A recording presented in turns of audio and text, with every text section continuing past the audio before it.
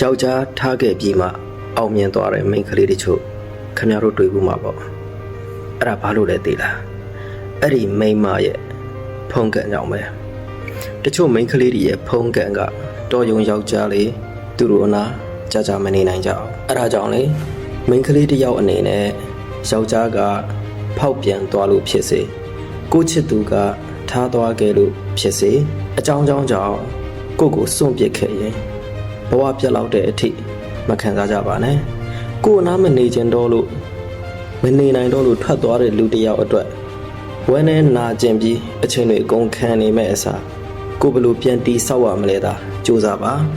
တစ်ဖက်ကပြန်တွေးရင်လေဒါပြောရမယ့်ကိစ္စပါလက်ခုပ်လက်ဝါးတီးပြီးတော့ကိုဂုံပြူရမှာပါဘာလို့လဲသိလားကိုမှငယ်ကုန်ရှိနေတော့ကျမ်းမှာတန်ဆွမ်းနေတော့ရှာနိုင်တော့ဖွေနိုင်တော့အချိန်သိလိုက်ရတဲ့အတွက်ပါပြီးတော့လေကိုတန်ဖို့နားမလဲတဲ့လူတစ်ယောက်ရဲ့ဘေးမှာအတိတ်ပဲမဲ့ဖြတ်တန်းနေရတာထက်အနောင်ဖွဲ့ကင်းနဲ့ကိုဘဝကိုလွတ်လပ်စွာတည်ဆောက်နိုင်ဖို့အခွင့်အရေးတွေရလာတဲ့အတွက်ပူပြောရမှာပါတခါတုန်းကဘယင်းတစ်ပါးမှာသမီး3ယောက်ရှိတယ်တနေ့အရှင်မင်းမြတ်ကသမီး3ယောက်ကိုသမီးတို့အခုလိုနေရတာဘာကြောင့်လဲဆိုတဲ့မေးခွန်းမေးတယ်အဲ့ဒီတော့သမီးအကြီး2ယောက်ကဖခမဲတော်ကြောင့်ပါဆိုပြီးပြန်ဖြေတယ်ဒါပေမဲ့သမီးအငယ်ဆုံးကတော့သူ့ရဲ့ဖုံးကန်ကြောင့်ပါဆိုပြီးဖြေတယ်အဲ့ဒီတော့ဘယင်ကစိတ်ဆိုးပြီးအငယ်ဆုံးသမီးတော်လေးကိုအဲ့ဒီတိုင်းပြည်ရဲ့အစင်းရဲဆုံးလူသားနဲ့ပေးစားလိုက်တယ်ဒီနေ့တော့ဒီသူစင်းရဲကထင်းခုတ်ဖို့သွားတဲ့အချိန်ချောင်းတစ်ခုရဲ့အကူးမှာစိတ်တွေကိုတွေ့တယ်ထင်းခုတ်သမားလေးကသူ့ရဲ့မိမစော်ကစားဖို့ဆိုပြီးဒီစိတ်တွေကိုယူလာပေးတယ်ဒါပေမဲ့သမီးတော်လေးကဒါဘရင်ဗန္နာအနေနဲ့ပို့ပြီးတော့တင့်တော်ကောင်းမြတ်ပါတယ်ဆိုပြီးဘရင်ကြီးကိုအဲ့ဒီစိတ်တွေကိုဆက်တာတယ်အဲ့ဒီမှာထူးဆန်းတာလေဘရင်ဗန္နာအနေနဲ့ဆက်တာလာရင်စိတ်တွေကမီးသွေးတွေဖြစ်ပြီးအငယ်ဆုံးသမီးတော်လေးရဲ့ဥစ္စာလို့တတ်မှတ်ရင်စိတ်ပြန်ဖြစ်သွားတယ်အဲ့ဒါဘာလို့လဲဆိုတော့ဒီအငယ်ဆုံးသမီးလေးရဲ့ဖုံးကန်ကြောင့်ပဲနောက်ဇလန်လေးတစ်ပုဒ်ရှိသေးတယ်ကျွန်တော်တို့အများသိတဲ့အမေရိကန်သမ္မတအိုဘားမားကသူ့ဇနီးနဲ့အတူစားတောက်ဆိုင်တစ်ခုမှာသွားစားကြတယ်အဲ့ဒီတော့စားတောက်ဆိုင်ပိုင်ရှင်ကသူ့ရဲ့ဇနီးကို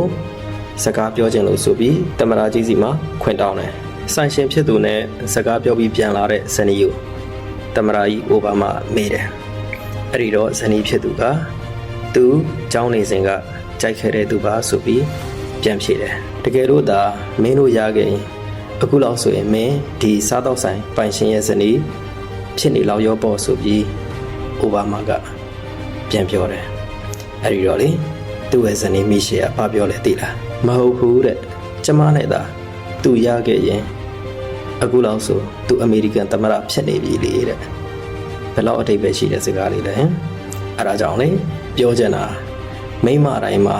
သူ့ဖုံသူ့ကန်ဆိုတာရှိတယ်ယောက်ျားတစ်ယောက်ဖုံးကန်နှိမ့်လာတဲ့အချိန်အဲ့ဒီမိန်းမတစ်ယောက်ရဲ့ဖုံးကန်ကရှိမြဲတိုင်းရှိနေမယ်ဆိုရင်အကြောင်းအမျိုးမျိုးကြောင့်အဲ့ဒီယောက်ျားဟာအဲ့ဒီမိန်းမဘေးမှာကြာမနေနိုင်ထွက်ပြေးခြင်းစိတ်ဖြစ်နေလိမ့်မယ်ဒါကြောင့်ကိုစွန့်ခွာသွားလို့ဝမ်းနဲ့ပက်လက်မျက်ရည်ဆက်လက်နဲ့ဘဝတည်နေတယ်လို့ကြံနေခဲ့တဲ့မိန်းမတွေကိုပြောချင်တာတတ်သိရှိပါမတွန့်ပါနဲ့မကြောက်ပါနဲ့ဝမ်းမနေပါနဲ့ကိုဘဝကိုလက်တွေ့ကြအကောင်ထဲဖော်နိုင်အောင်ကြိုးစားပါသူများအာမကိုပါနဲ့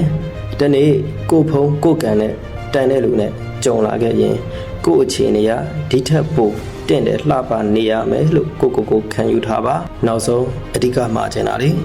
ကိုပိုလှပပြီးပိုတောက်ပါတဲ့မိန်းမတစ်ယောက်အဖြစ်ရှင်သန်နေထိုင်ပါ